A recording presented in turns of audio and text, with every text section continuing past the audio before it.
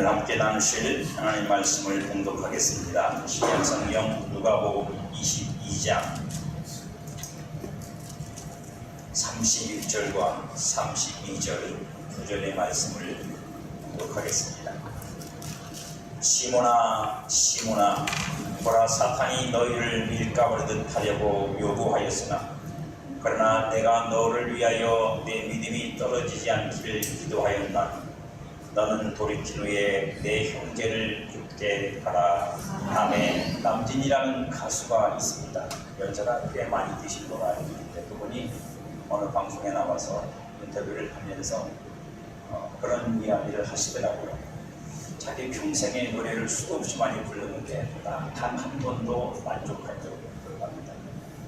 한 번도 내가 노래를 만족스럽게 불렀다, 만족했다라고 하는 노래는 없었다고 합니다. 인생이란 그런 것 같습니다. 살고 나면, 지나고 나면 귀한 길로 돌이켜보면 후회만 남습니다. 아, 내가 그때 완벽했지, 내가 그때 참 잘했지 하는 것보다는 못하고 틀린 게 훨씬 많을 수밖에 없는 내 인생입니다. 어쩌면 그럴 수 있는 건 우리에게 감사한 일인지도 모릅니다.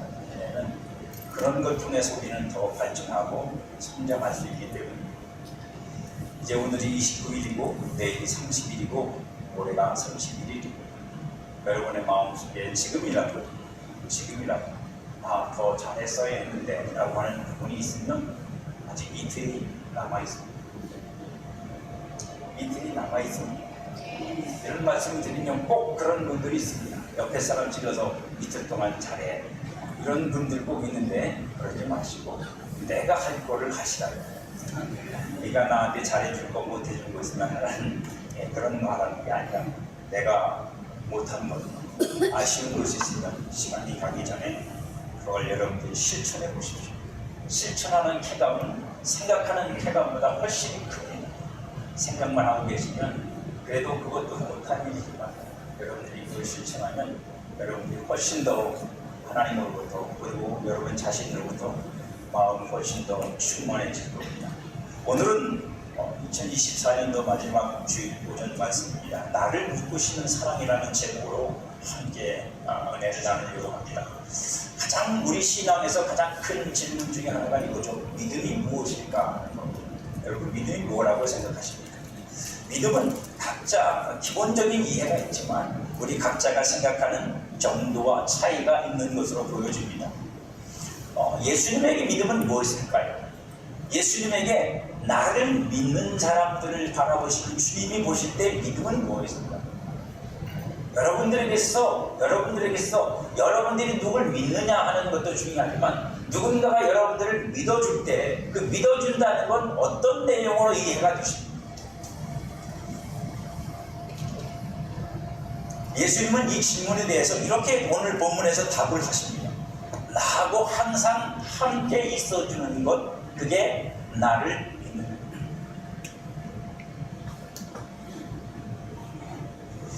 것. 저는 솔직한 얘기로 인생을 오래 사신, 연륜이 오래되셔서 90, 100세도 사신 분이 계신데 그분들보다 더 훌륭해 보이는 건 뭐냐면 두 분이 같이 50년, 60년을 사시는 거예요.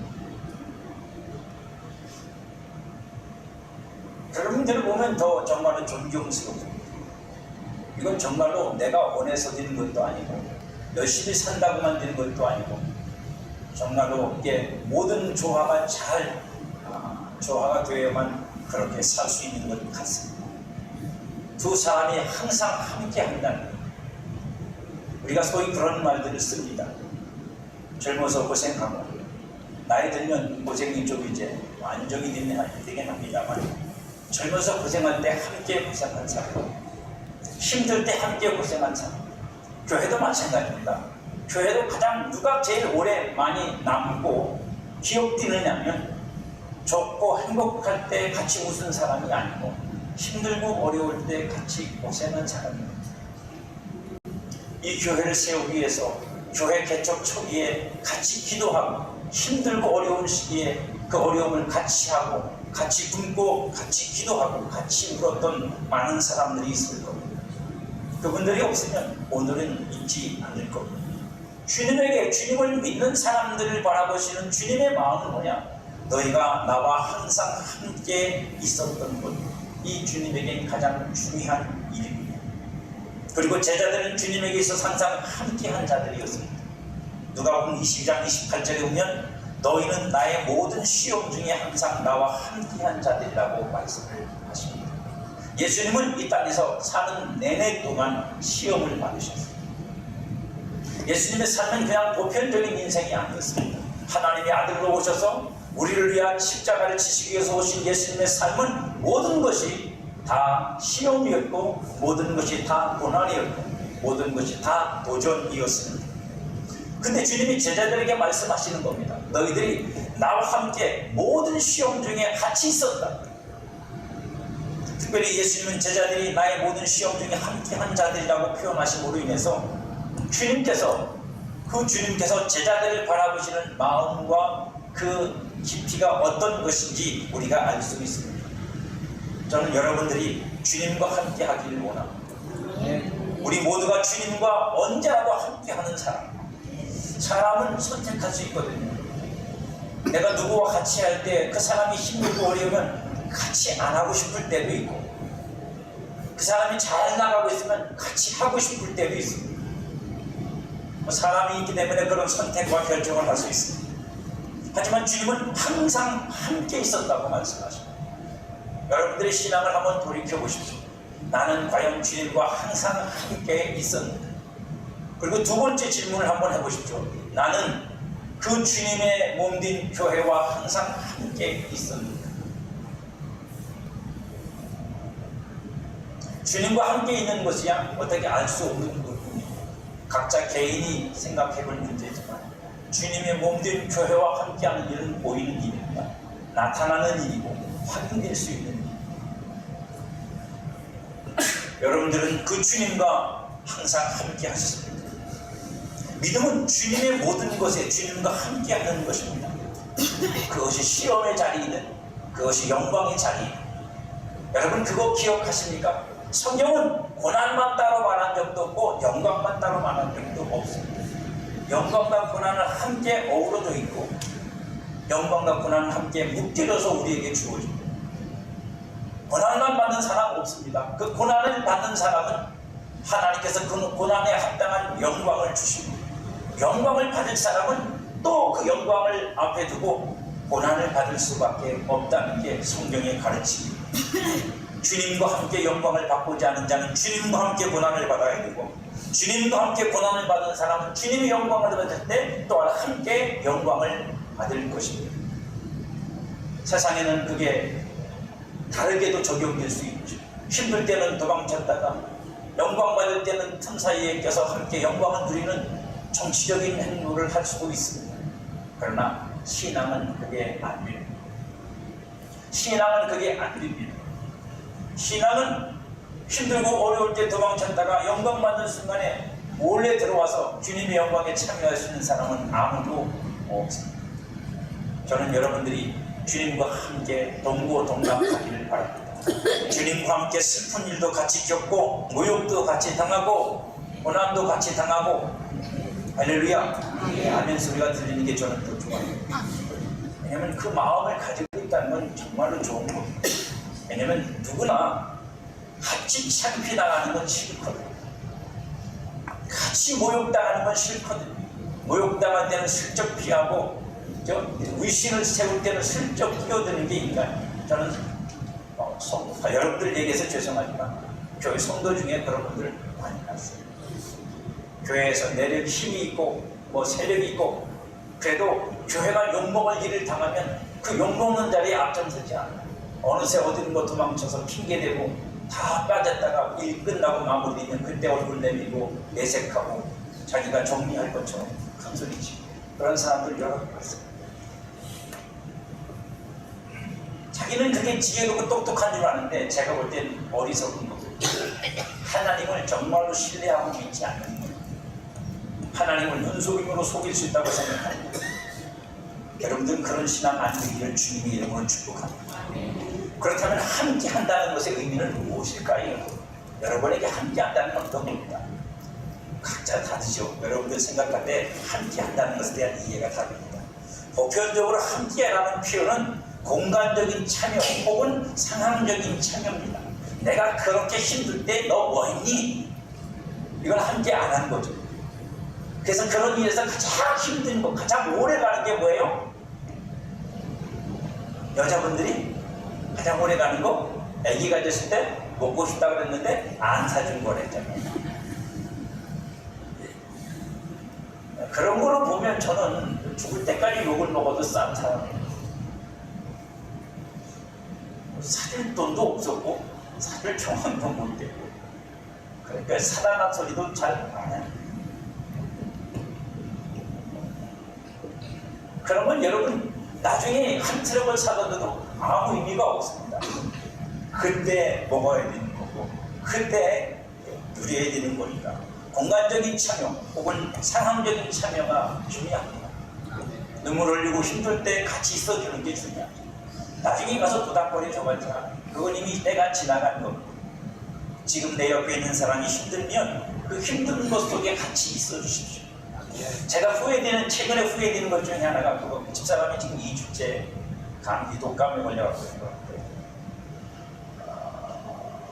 어느 날 뜬금없이 저한테 그러더라고요. 나 좀 안아줘. 그래서 제가 아니 감기 옮기고 싶어서 그래? 참 못됐어요, 그죠? 저도 좋은 남편은 아닙니다. 그래서 제가 그 순간에 뭐 하냐면 나보고 소파에서 내려가라는 얘기구나. 나 눕고 싶으니까. 그래서 소파에서 내려오고 편하게 누워 그러고 말았습니다. 근데 내내 그게 마음속에 찜찜하게 남습니다. 감기를 옮아도 한번 안아줬어야 되는데. 아멘. 아니 그게 이상한 거 아니고요. 몸이 힘드니까 그냥 기대고 싶었다는 얘기죠. 오해하지 마십시오. 저도 내 모레는 60입니다.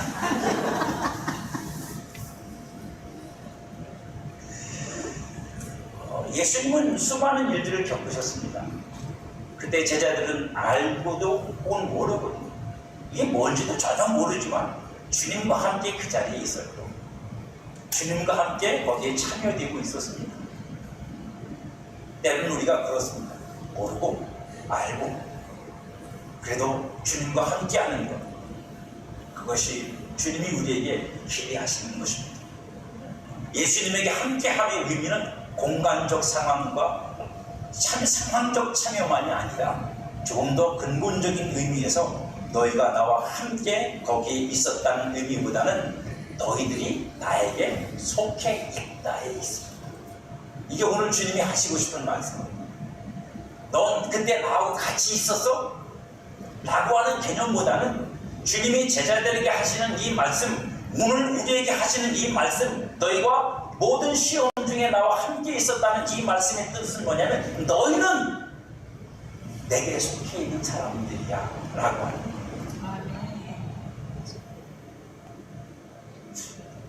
이게 여러분들에게 좀 더 다가오지 않는 것 같아요. 주님이 왜 시험을 받으셔야 했죠? 주님이 시험을 받으신 건 주님이 잘못한 게 있어서가 아닙니다. 죄가 있어서가 아닙니다. 주님이 사랑하는 사람들이 죄 아래 있고 주님이 사랑하는 사람들이 죄 때문에 죽음에 이르렀기 때문에, 그래서 주님이 우리에게 오신 거잖아요. 시험을 받으신 겁니다. 그 죄와 사망에서 나를 살리기 위해 나와 같은 모양이 되어 시험을 당하신 분이 예수님입니다. 그래서 히브리서 2장 17절 18절에서는 이렇게 그걸 표현합니다. 그러므로 그가 범사의 형제들과 같이 계심이 마땅하도다. 그 뭐예요? 우리가 주님과 함께 하기 전에 주님이 먼저 우리와 함께 하시는 거예요. 할렐루야. 이걸 우리가 보통 임마누엘이라고 합니다. 우리가 주님과 함께, 내가 주님과 함께 고난도 받고 주님과 함께 고생도 하고 주님과 함께 내가 힘든 일도 하고 이러기 전에 주님이 나와 주님과 같아질 수 없는, 주님이 함께 할 수 없는 처지에 놓여 있는 나와 함께 두시는 일을 기꺼이 하셨다. 이게 함께함의 가장 근본적인 기준입니다. 우리가 주님과 뭘 함께 했다는 것을 말하기 전에 주님이 그런 나와 함께 계시는 거예요. 이는 하나님의 일에 자비하고 신실한 대제사장이 되어 백성의 죄를 속량하려 하심이다. 그가 시험을 받아 고난을 당하셨은즉 시험 받는 자들을 능히 도우실 수 있느니라. 죄로 말미암아 사망에 이르러 그저 그 자체가 하나님 앞에서 시험이란 말이에요. 우리 인간들이 겪는 시험. 그로 말미암아 우리는 심판과 멸망에 이르게 될 겁니다. 거기서 우리를 건지시기 위해서 주님이 그 안에 뛰어드셔서 우리 삶 속에 뛰어드셔서 우리와 함께 드셔서 우리를 건져내시려는 겁니다. 그러니까 함께는 주님이 먼저 하신 일이고 주님의 사랑이고 주님의 선택입니다. 주님이 당하신 시험은 모두 나를 위한 겁니다. 그러므로 주님이 오늘 말씀하시는 나의 모든 시험에 항상 함께한 자들이라는 이 표현은 예수님이 3년 반 동안 돌아다니실 때 졸졸졸 쫓아다녔다, 사람들이 나를 욕할 때 너희들이 같이 욕먹었다, 이런 개념만 말씀하시는 게 아니라, 이런 의미만이 아니라 너희는 내게 속하여 내가 받는 이 시험, 너희를 위해 받는 이 시험에 너희는 속해 있다, 이 말씀이에요. 다시 말하면 내가 너희를 위해서 이 시험을 받고 있는 거다. 그리고 너희는 내 안에서 그 시험을 함께 겪고 있는 거다. 내가 이 시험을 겪음으로 너희가 이 시험에서 해방될 수 있고 벗어날 수 있다. 이게 주님이 오늘 본문에서 말씀하고 싶어하는 뜻입니다. 주님의 선택과 부르심을 통해 제자들은 주님에게 내게 속한 자들이 되었습니다. 여러분, 우리가 아듯이 제자들이 훌륭하지는 않죠, 아직. 여러분, 예수님의 제자들이 훌륭한 사람들이 그리 많지가 않습니다. 딴 생각을 품고 있죠. 어떤 방송에 나오는 것처럼 동상이몽. 예수님하고 같이 자리에 있어서 딴 생각하고 있는 게 제자들이에요. 예수님이 말씀하시면 못 알아들어가지고 딴 생각하고 있는 것도 제자들이었습니다. 그들이 주님과 함께하면 얼마나 많이 함께했겠습니까? 같이 공간 속에, 시간 속에 있는 것밖에는 겨우 한계 별로 없습니다. 그러나 주님은 말씀하세요. 너희들이 나와 함께했다. 그 말은 너희들은 내게 속해 있다. 너희들은 내게 속해 있다. 할렐루야. 아멘. 여러분, 저는 가장이 그런 거라고 생각합니다.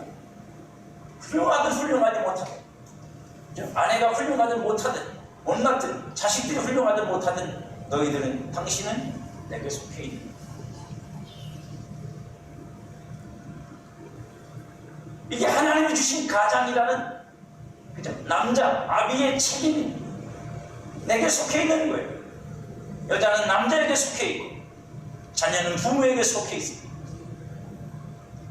하나님은 분명히 성경에서 말씀하시길 끊을 수 없다고 말씀하셨어요. 사람이 하나로 만들어 놓은 걸 사람이 힘으로 끊어, 하나님이 하나로 되게 하신 걸 사람이 힘으로 끊을 수 없다. 저는 세상 얘기하는 게 아니고 성경이 우리에게 말씀하시는, 여러분 하나님의 말씀을 전하려고 합니다. 주님이 우리를 대하시는 게 그렇다고. 우리가 훌륭해서 내게 속했다, 네가 나한테 잘해줬으니까 내게 속했다가 아니라 내가 너를 내게 속하도록 불러, 너는 내게 속해 있는 존재다. 이걸 우리에게 확인시켜 주고 싶습니다. 저는 그런 느낌을 받습니다. 특히 여자들, 아내들, 여자에게 자꾸 해서 죄송합니다. 가장 그 여자들이 안정감을 느낄 때가 뭐냐면, 당신은 내 여자라고 남자가 말해줄 때, 표현해줄 때, 확인시켜줄 때, 남자가 너는 내 여자야. 이게 어떻게 보면 되게 좀 쌍스럽고 무식한 소리잖아요. 요즘 여자들한테는 가당치도 않아요. 내가 왜 네 여자냐, 나는 나야, 이런 요즘 시대가 그러니까. 그래도 기본적인 건 뭐냐면, 그죠? 그 확인. 인간은 그게 필요한 거예요. 인간인 우리들에게 필요한 건 뭐냐면, 내가 얼마나 잘나고 훌륭하고 뛰어난 사람이냐가 아니라 나를 그 안정 속에 둘 수 있도록 나를 확인시켜주는 그것이 필요합니다. 주님은 말씀하십니다. 너희는 내게 속해. 너는 나와 늘 함께 있어. 네가 비록 못나고 부족하고 틀리고 어긋나도 너는 내게 속해 있는 나의 사람이야. 할렐루야. 우리가 본문에서 확인할 수 있지만 조금 있으면 제자들은 예수님 배신하고 도망갈 겁니다. 베드로는 예수님을 3번이나 부인하고 도망칠 겁니다. 주님이 그들에게 말씀하시고 있는 거예요. 그렇게 될 수밖에 없는 그들 상황, 그럼 그들에게 주님이 미리 말씀하시는 거예요. 너희는 나와 함께 있다.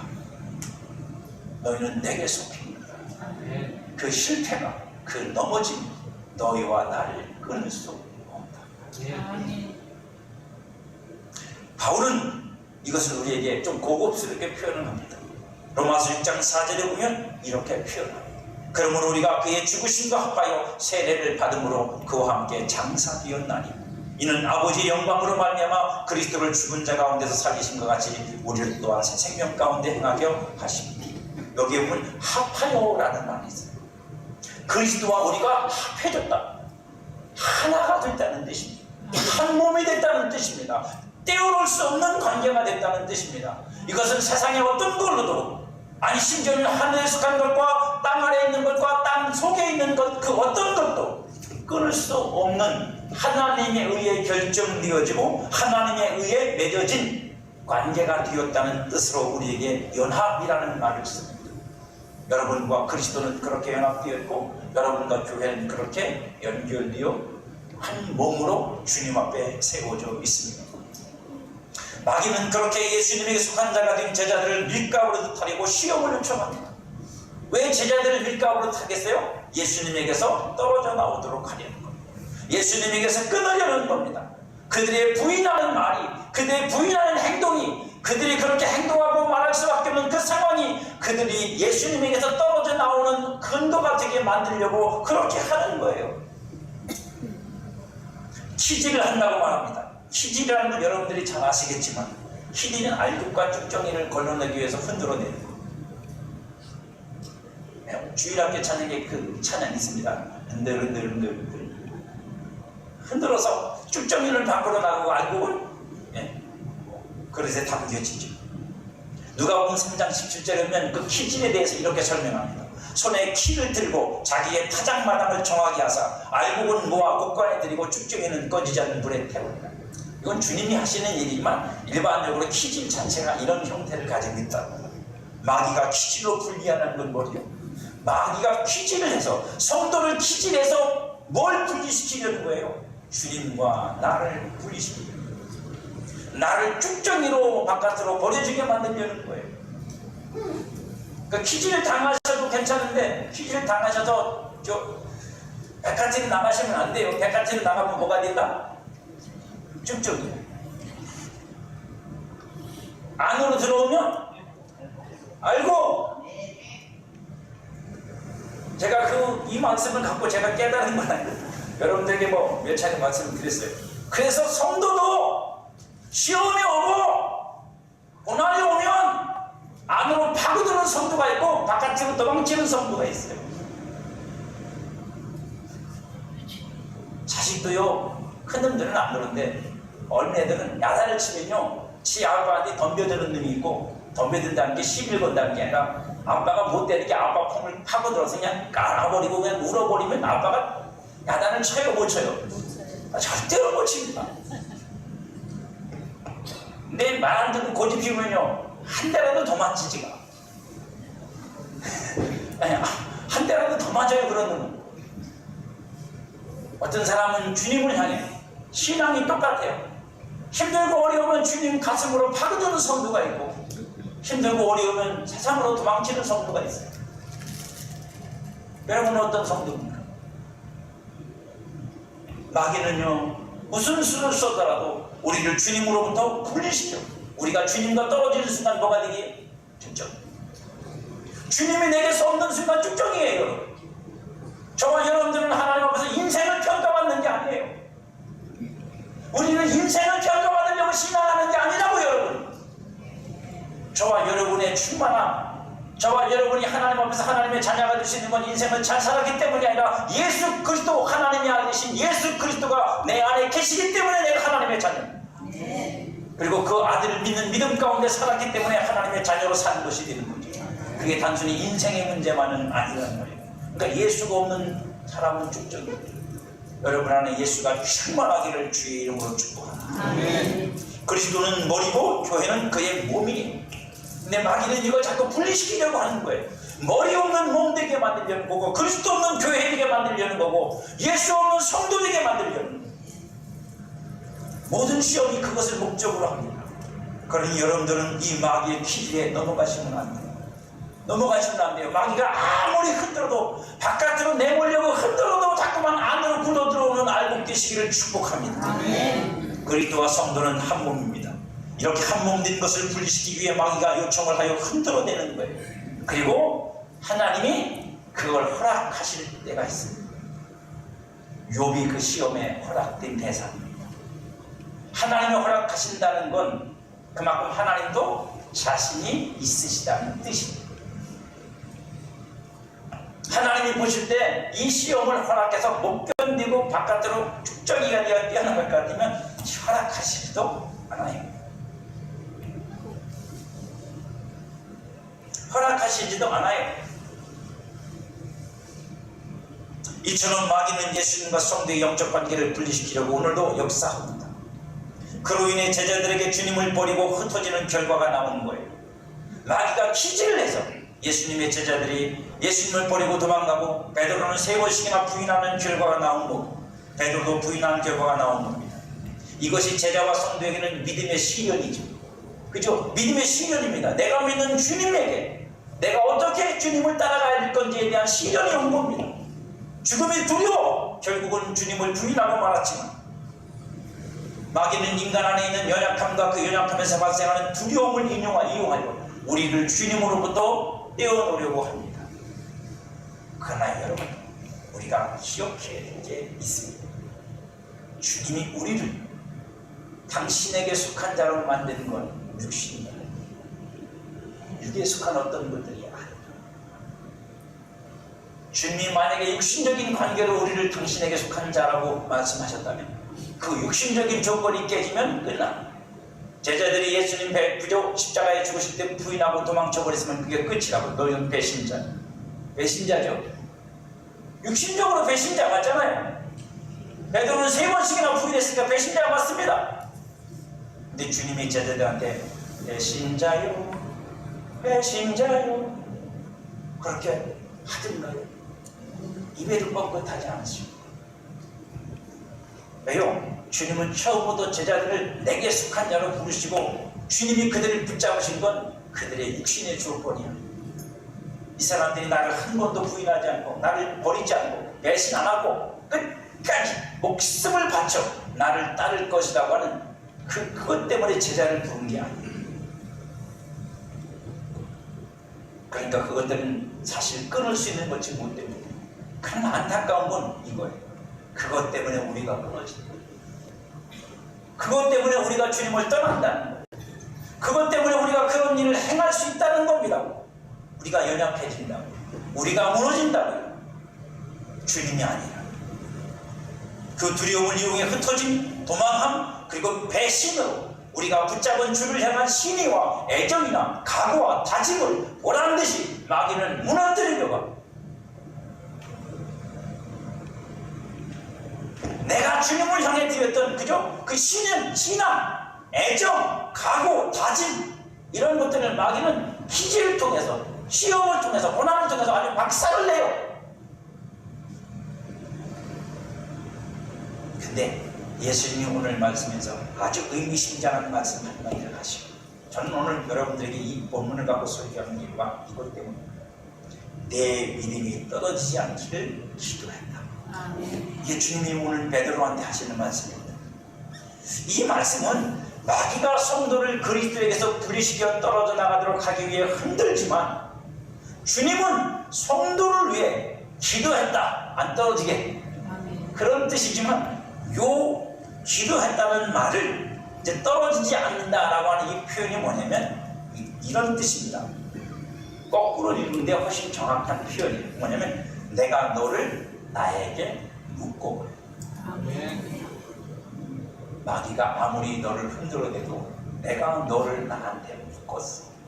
네가 손이 힘이 들어 놓고 네가 힘이 들어서 네가 떨어져 나갈 것처럼 불안하고 두려워도 걱정하지 마. 내가 너를 붙잡고 있다. 내가 너를 내게 묶었다. 그게 떨어지지 않게라는 표현입니다. 그러니까 주님은 기도로 뭘 하신 거냐면 그 제자들이 그 베드로가 자기에게 묶였음을 확인시키신 거예요. 누구한테요? 하나님. 하나님께 기도했을 거 아니에요. 하나님께 이렇게 집에서 뭘 기도했겠습니까?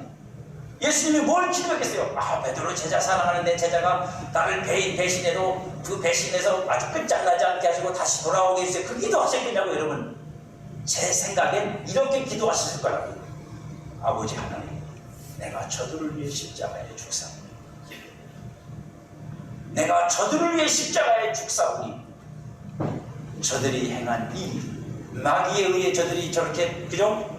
대추나무에서 대추 떨어지지 흔들려 떨어지는 저들이 그 떨어짐으로 망하지 않고 내가 저들을 위해 진 십자가를 통해 저들이 새롭게 되었습니다. 주님에게 영원히 묶이는 자들이 되게 해달라고 기도하셨을 것 같습니다. 그렇게 하심으로 믿음이 떨어지지 않게 하시는 것. 성도는 믿음에서 떨어지면 아무것도 아니지만 믿음에 붙어있으면 하나님의 사랑과 하나님의 은혜와 하나님의 능력의 최대치까지 열매를 맺을 수 있는 게 성도입니다. 그러니 마귀는 그 믿음에서 우리를 떨어뜨리려고 하는 것. 여러분의 믿음이 떨어지지 않기를 축복합니다. 여러분의 믿음이 약해지지 않기를 축복합니다. 여러분의 믿음이 여러분들을 이끌어가는 힘이 있기를 축복합니다. 여러분의 믿음이 여러분의 생각을 이끌어가기를 축복합니다. 생각 하나도 통제가 되지 않고 조절되지 않아서 믿음의 생각을 하지 못하는 우리가 된다면 그 사람은 정말로 주님 앞에서 올바른 신앙, 건강한 신앙을 가질 수 없을지도 모릅니다. 그렇기 때문에 믿음이 우리 안에서 역사해야 되고 믿음이 우리 안에서 일을 해야 되고 그 믿음이 우리를 주님에게 묶어야 되는 것도 맞습니다. 그러나 그 믿음보다 큰 게 주님인 걸 믿으시기를 축복합니다. 그 믿음을 내게 주신 분이 주님이세요. 그 믿음을 내게 주신 주님이지만 그 믿음을 가진 내가 약해질 수도 있고 넘어질 수도 있고 실패할 수도 있다고요. 그렇다고 너 믿음에서 실패했으니까 끝이라고 말씀하지 않는 주님, 그 믿음을 다시 일으켜주시고 믿음을 내게 주시는 분은 주님이라니까요. 내 스스로가 아니라 내 지혜가 아니라 내 인생 경험이 아니라 믿음은 주님으로부터 오는 겁니다. 주님이 나를 사랑하심으로 믿음이 오는 거고 주님이 내게 말씀해 주심으로 믿음이 오는 거고 주님에게 은혜를 주심으로 믿음이 오는 거고 약해진 내 믿음을, 넘어진 내 믿음을, 쓰러져가는 내 믿음을 다시 일으키시고 거기에 불을 지피고 그 믿음을 강하게 만들어줄 수 있는 것, 새롭게 해줄 수 있는 것, 그건 주님이라는 사실. 주님은 우리를 그렇게 다시 붙잡으시고 주님은 우리를 그렇게 다시 놓지 않으시는 거예요. 다시라는 말이 좀 어색하긴 합니다만 주님은 우리를 그렇게 굳게 붙잡고 계시는 겁니다. 우리가 오래전부터 들어왔던 기독교 신앙 안에서 있었던 것, 내가 주님을 붙잡은 것보다 주님이 나를 붙잡은 것이 더 강하다. 우리는 나만 생각합니다. 내가 힘이 빠지면 주님도 힘이 빠질 거라고 생각합니다. 내가 놓으면 주님도 놓을 거라고 생각하죠. 그렇다고 놔보는 시험을 하지 마십시오. 놔보는 시험을 하지 마십시오. 그건 힘이 고통스러울 수 있다.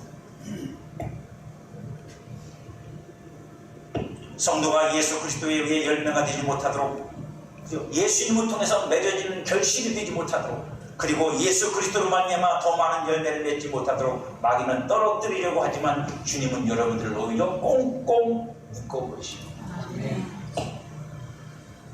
로마서 8장 35절에서 바울은 이렇게 말합니다. 누가 우리를 그리스도의 사랑에서 끊으리요?